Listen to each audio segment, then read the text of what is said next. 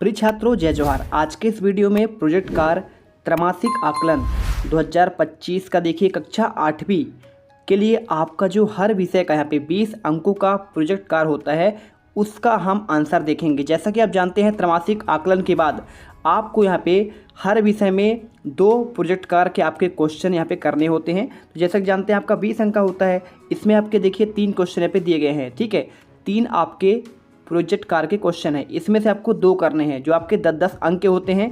तो देखिए सारे सब्जेक्ट के आंसर जो है आपको इस चैनल के माध्यम से मिल जाएंगे। आज हम देखेंगे विषय हिंदी के, देखिए इनमें से आपको 2 प्रोजेक्ट कार्य का आंसर लिखना है। तो हम तीनों के आंसर आपको प्रोवाइड करा रहे हैं, जो आपको अच्छा लगे उसे कर लीजिएगा। तो देखिए आपका यहाँ पे क्या दिया गया है, पिकनिक पर जाने से प्राप्त आनंद, खुशी, साथियों के सहयोग और समन्वय आदि से प्राप्त अनुभव के बारे में आपको 10 वाक्य लिखना है। तो चलिए हम आपको आंसर देते हैं।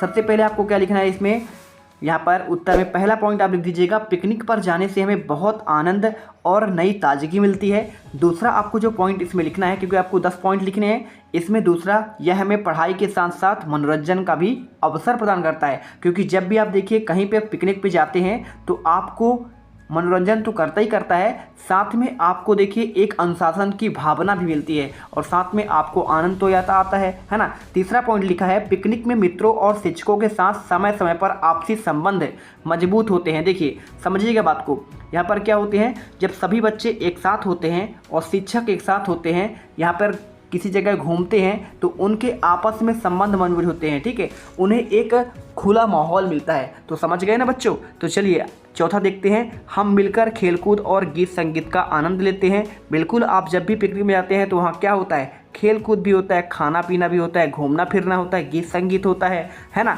और पांचवा देखिए, साथ ही मिलकर भोजन बांटते हैं जिससे सहयोग और प्रेम की भावना बढ़ती है। जब तक आप देखिए एक दूसरे के हेल्प नहीं करेंगे तो आप आपस में प्रेम कैसे बढ़ेगा। तो पिकनिक हमारा देखिए क्या है, एक यहाँ पे सहयोग और प्रेम की भावना को भी बढ़ाता है। छठा देखिए, पिकनिक हमें प्राकृतिक सौंदर्य को निहारने का अवसर देता है ना।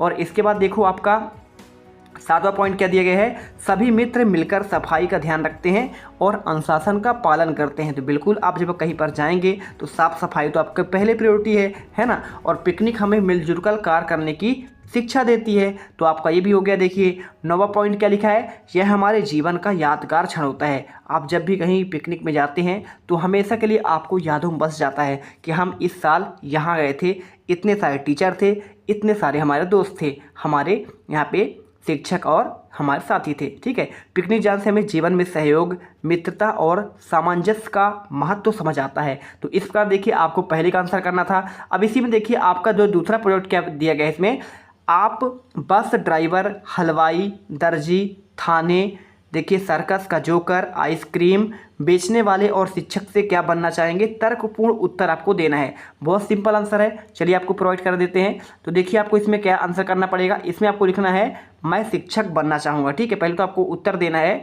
कि आप इनमें से देखिए क्या बनना चाहेंगे। तो देखिए आप यहाँ पे जो है आप दे सकते हैं आसान सा उत्तर कि मैं शिक्षक बनना चाहता हूं। आप अपने मन से भी इसका आंसर कर सकते हैं।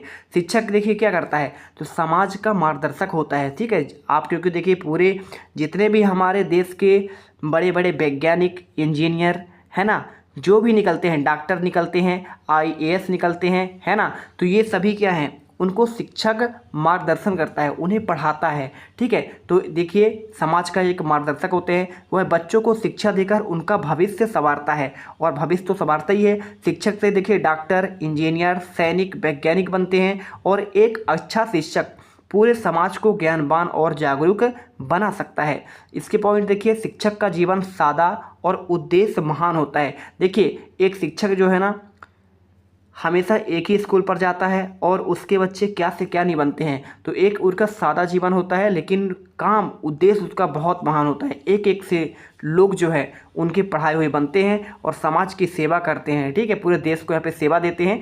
अब इस प्रकार पॉइंट आपको लिख देना था। तीसरा आपको जो प्रोजेक्ट इसमें लिखा है, यदि आपको किसी विद्यालय का हेडमास्टर बना दिया जाए तो आप विद्यालय में क्या क्या सुधार करना चाहेंगे, अपने विचार लिखने हैं। ठीक है, तो चलिए हम आपको इसका भी आंसर प्रोवाइड कर देते हैं। ठीक है, तो यहाँ पर देखिए आपको इसका आंसर कैसे करना है, यहाँ पे आपको लिखना पड़ेगा। देखिए यदि मैं विद्यालय का हेडमास्टर बनूं तो सबसे पहले विद्यालय की साफ सफाई और अनुशासन का ध्यान रखूंगा। किसका ध्यान रखूंगा? अनुशासन और आपका साफ सफाई।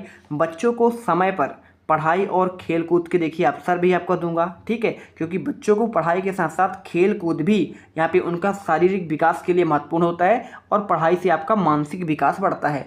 विद्यालय में देखिए पुस्तकालय और प्रयोगशाला को समृद्ध करूँगा। और विद्यालय देखिए आपका विद्यालय में पुस्तकालय होता है और प्रयोगशाला बहुत सारे विद्यालय में नहीं होते हैं, तो ये कह रहा है अगर मुझे हेडमास्टर बना दिया जाए तो मैं पुस्तकालय का विकास करूंगा और साथ में प्रयोगशाला का भी, क्योंकि नए नए प्रयोग करके आप वैज्ञानिक बनते हैं, ठीक है। तो चलिए इसके बाद देखिए चौथा पॉइंट, अध्यापकों और विद्यार्थियों के बीच मित्रतापूर्ण आपका संबंध बनाऊंगा।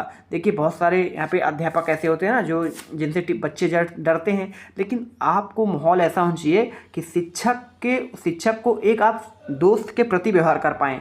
तो आपको इस प्रकार से यहाँ पे लिखना है। पांचवा पॉइंट, गरीब विद्यार्थियों के लिए छात्रवृत्ति और निःशुल्क पुस्तकें उपलब्ध कराऊंगा, ठीक है। और इसके साथ देखिए छठवां, सांस्कृतिक कार्यक्रम और प्रतियोगिताओं का आपका आयोजन करवाऊंगा, ठीक है। और इसके साथ देखिए आपका सातवां, विद्यालय में देखिए हरियाली और बगीचे लगवाऊंगा। भाई विद्यालय में आपका एक बगीचा होना बहुत ज़रूरी है जहाँ पर बच्चे खेल सकें, छाँव में बैठ सकें, है ना।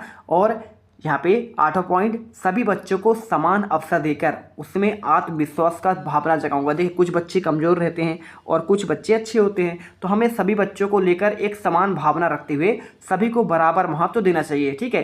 तो इस प्रकार देखिए हमने आपको आंसर जो है यहाँ पर प्रोवाइड कर दिया है और पूरे आपके यहाँ पे देखिए मैंने आपके पूरे हिंदी का इसमें आपको प्रोवाइड कर दिया है। नेक्स्ट वीडियो पर आपको अंग्रेजी का पूरा आंसर आपको प्रोवाइड कर दूंगा। तो मिलते हैं नेक्स्ट वीडियो पर। जय हिंद, जय भारत।